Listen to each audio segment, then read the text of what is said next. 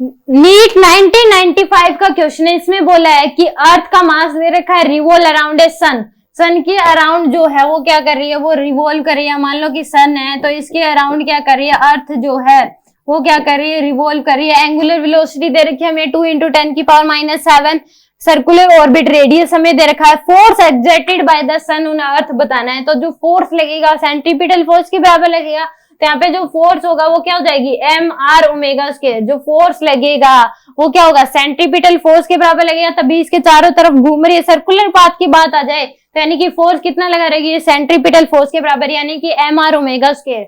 मास जो है वो कितना दे रखा है, 6 × 10⁻24।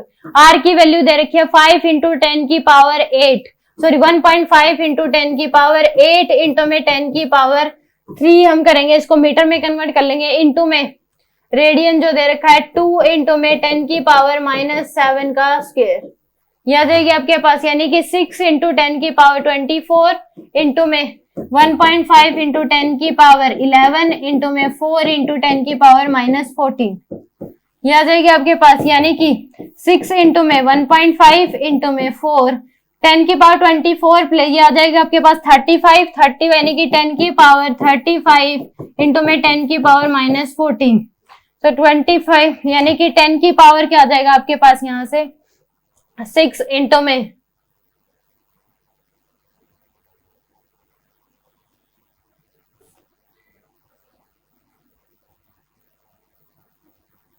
6 इंटू 1.5 इंटू में 4 इंटू में 10 की पावर जो बच जाएगा, यहां से हम करेंगे तो 121।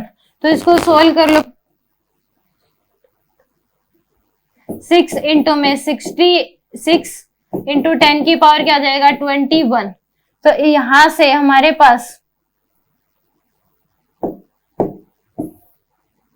यह आ जाएगा 6 इंटू में 6 इंटू 10 की पावर 21, यानी कि 36 इंटू में 10 की पावर 21 न्यूटन। इतना फोर्स जो है सन लगा रहा होगा किसके ऊपर, अर्थ के ऊपर। तो ये घूम रही है सर्कुलर ऑर्बिट में, यानी कि ए ऑप्शन क्या होगा इस केस में, करेक्ट होगा। सिंपल, अगर अर्थ सन के अराउंड घूम रही है तो जो सन फोर्स लगाता है वो क्या होता है, इतना ही फोर्स लगाता है कि वो उसके चारों तरफ घूम ले, यानी कि सेंट्रीपिटल फोर्स के बराबर mr⍵² के बराबर।